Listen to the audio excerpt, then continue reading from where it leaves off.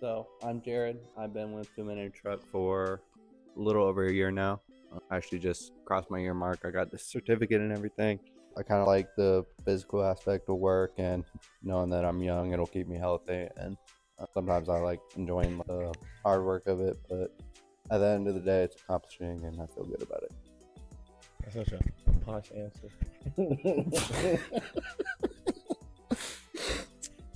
My name is Quinn.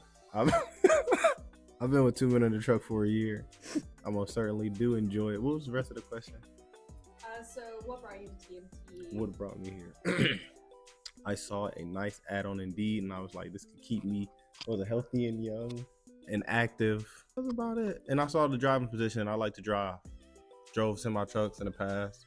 It's something I can drive locally, be able to go home every day. I don't have to leave for weeks, but I also can get the chance to leave to go and do long calls. But it's only for a couple days. So I was like, that's a nice little option. Wait in there. I'd also say that it makes sleeping a lot better because you're really exhausted at the end of the day. So Tired. Probably. What do I enjoy most? What do you enjoy most? I do like the management.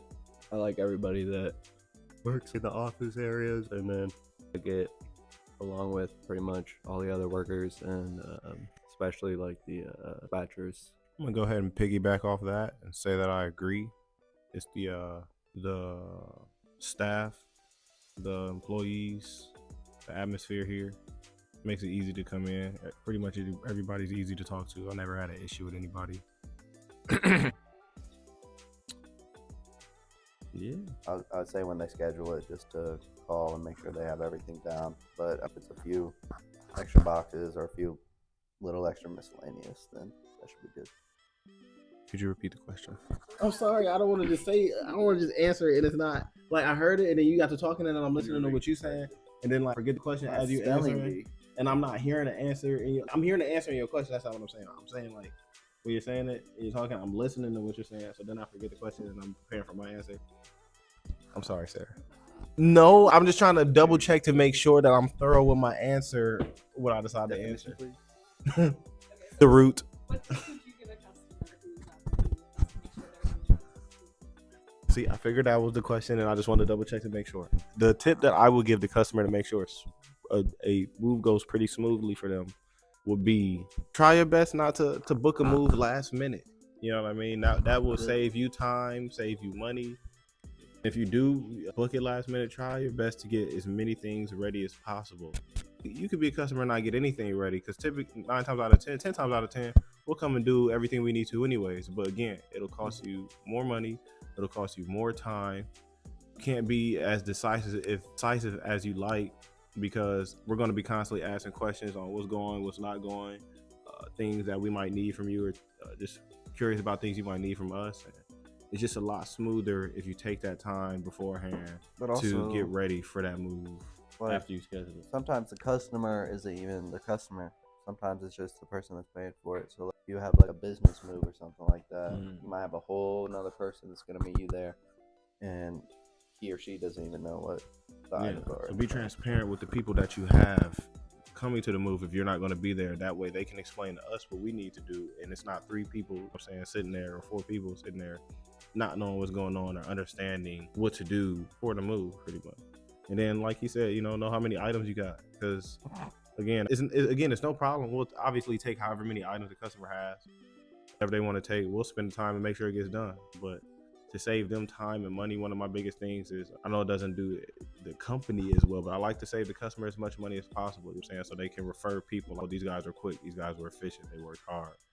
You know what I'm saying? To save yourself that time and money, just know what you're taking, and then have that stuff ready for us when we get there.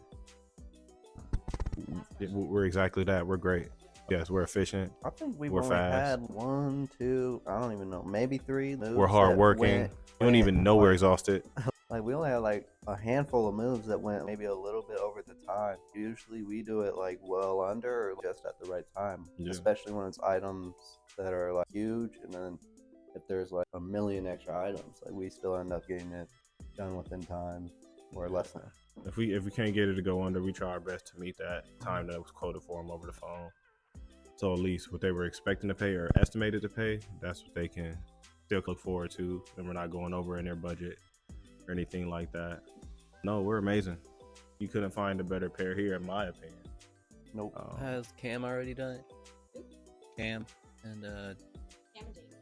I nominate Corinthians and Sarah Browns. and Sarah. I do nominate you. CJ, yep. I want CJ. And nope, I want you two to do it together. Are you not doing? Have you not done it? That's insane Well, yeah, that you you would have not to. even.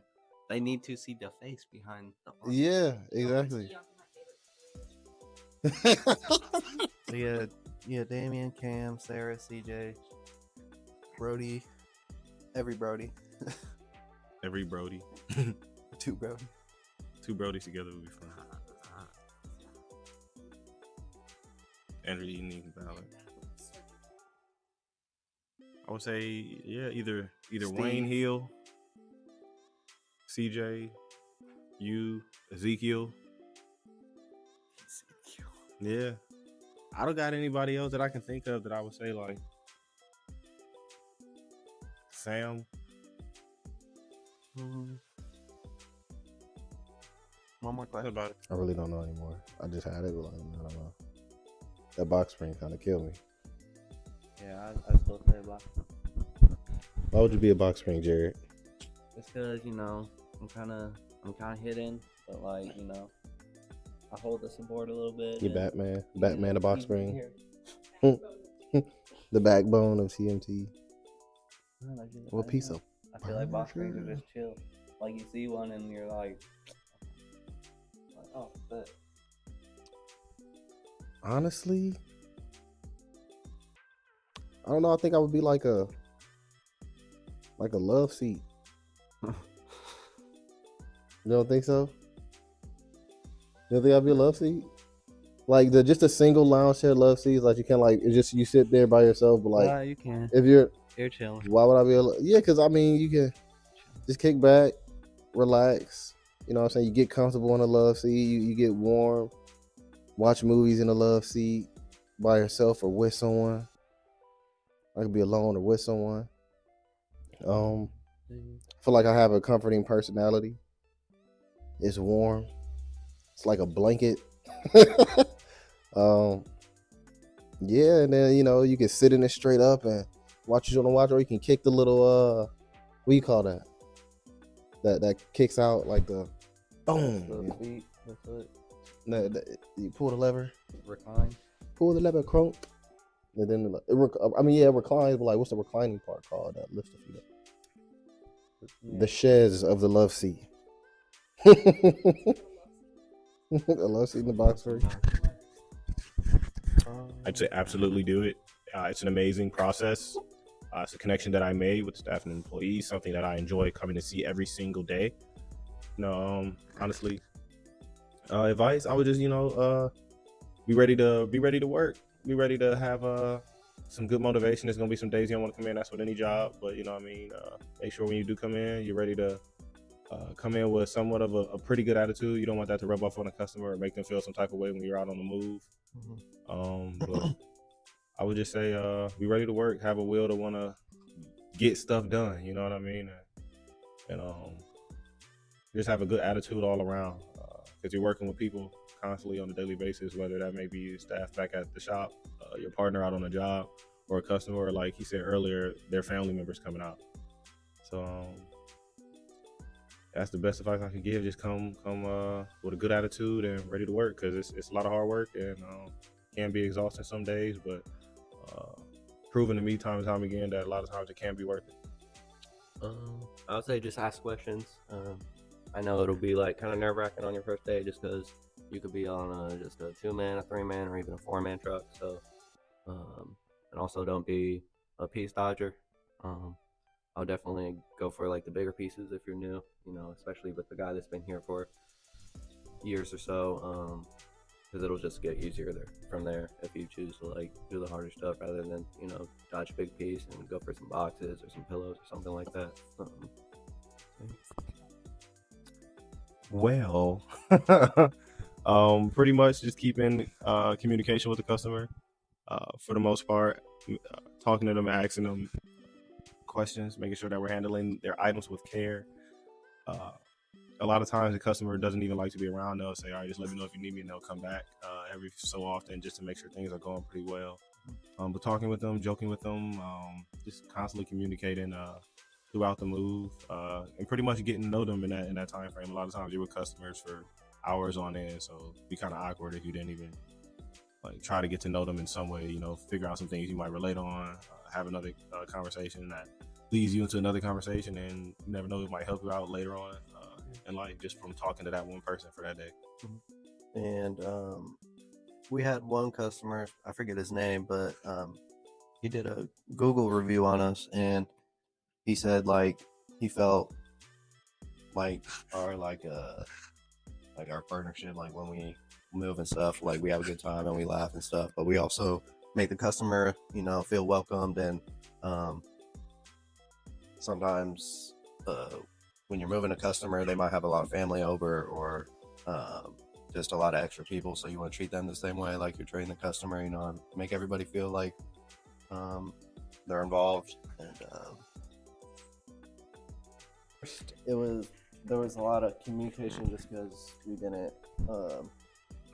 we haven't worked together before, so we would talk a lot to make sure, like, when we were lifting, who's doing what. But when you work with somebody for a year and you pretty much get to know them every day, like, they're very, like, you guys are doing, like, communicating, like, without actually communicating. So, like, we pretty much know each other's moves, and from there it's just, like, simple. To repeat the question. Yeah, so how do you guys ensure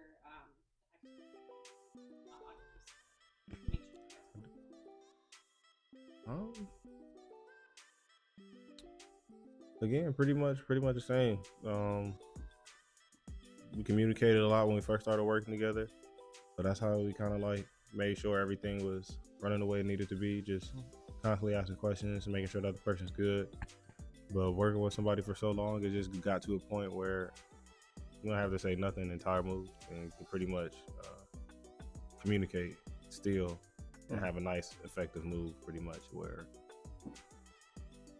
everything's still getting moved the way it needs to be, properly smooth, things like that. I think did I ask you guys how you guys ended up working? I think one of I forget like either Brody or like whoever, we weren't partners, but he would put us like together a lot of the time, so we just said What? Of all terms, crazy. yeah, that's actually insane. Matchmaking? No, he was like partnering. I don't like that either. He was partnering. I remember asking him. I was like, "Why didn't you put me with today?" He just noticed that jobs were getting done, and whenever we worked together, he knew that like the jobs were going smooth. So I think that's why he kept putting us together. Yeah, sure. We were vibing, Sarah. My favorite customer experience was this guy. He was super friendly, but he was a little goofy in a weird way, just because like he was pretty like strict on like how we would handle his things. But like, so he would be like peek around the corner, and then like we would see him, and then he'd look away really fast. And oh my goodness. But he was a good guy. That was a super he had a funny lot of guy. like audio equipment. He was big on that, so he was making sure like we were careful with it. It was just funny how like he would like hover over top of us, and he had like this box that for some reason when we like carried it, it was just like awkward. He was staring, and it just like made us laugh, and it took us forever to like carry it up just because it was so funny. But that was probably my favorite. Well, for me, I don't know. We had a lot of funny interactions with customers. That one for sure was top notch because, like you said, it was like, have you ever heard of the show Silent Library? Have you ever watched it? You never watched Silent Library? What do you watch? So Silent Library is pretty much, they got these things or like little games or whatever that they got going on. You're supposed to like be quiet, and they're trying to make you laugh the whole time. So we're moving and stuff, and it's pretty silent. Typically when you're moving, it's not silent. You got stuff going, ruffling around, you got stuff moving here and there. so it's not really silent. So it's kind of like silent library. I would move one of his boxes, and just the slightest bit of noise, he would like peek around the corner, and then like I didn't know he peeked around the corner yet. So just say he's peeking around the corner, he's looking at me, and then I turn around and look at him, and then he dodges his head back real quick, and I'm like, did I do something wrong? Should I address it? Should I let it go? Then I go outside to the truck, and I'll start taking one of his packages on the truck, and I'll turn around, I'll see out the window, he's looking out the window, and I said, which is fine. I mean, if you want to make sure all your items are good, I completely understand that.